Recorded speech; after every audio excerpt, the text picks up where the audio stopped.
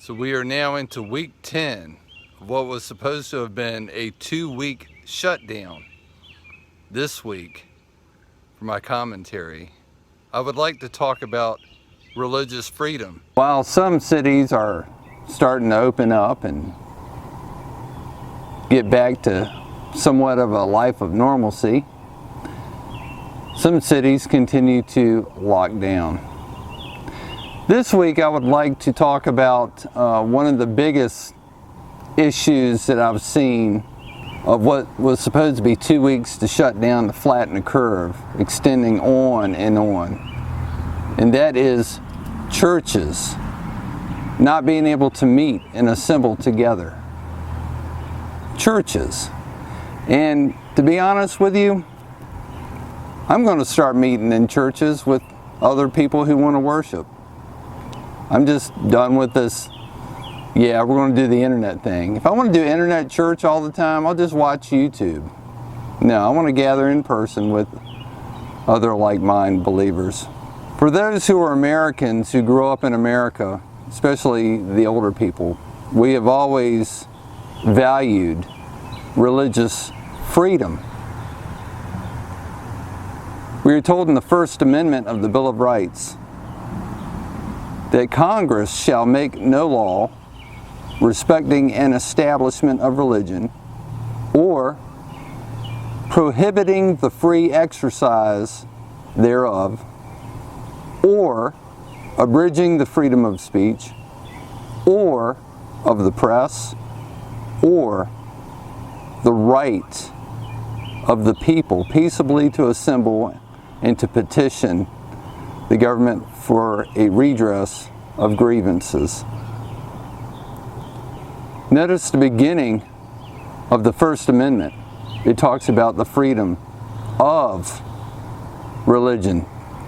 On April 26, in 1607, 13 years before the Pilgrims landed at Plymouth Rock, the first permanent English settlers from the London Company set up a cross on the newly named Cape Henry shore in gratitude to God and to affirm England's claim to the site.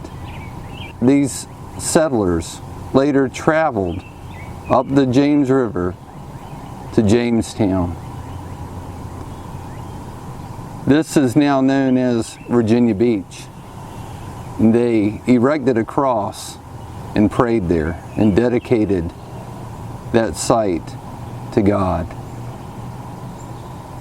Our country was founded on Christian freedom. It is our right to worship.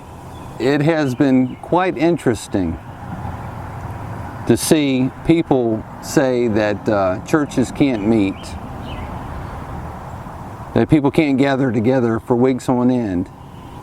In some states, marijuana dispensaries open, other places open, but you can't go to church. Who would have ever thought in the United States of America that churches would be locked down and you couldn't worship together? This week, the President of the United States of America, Donald Trump, declared churches as an essential service. And he will override any governor on this issue. The President of the United States will override any governor on this issue. Christians need to come together, and other people have the religious freedom too, to come together and worship here in the United States. And that is one right that you can't take away. Well, you can try, but it's not legit. So this week I wanted to talk about religious freedom.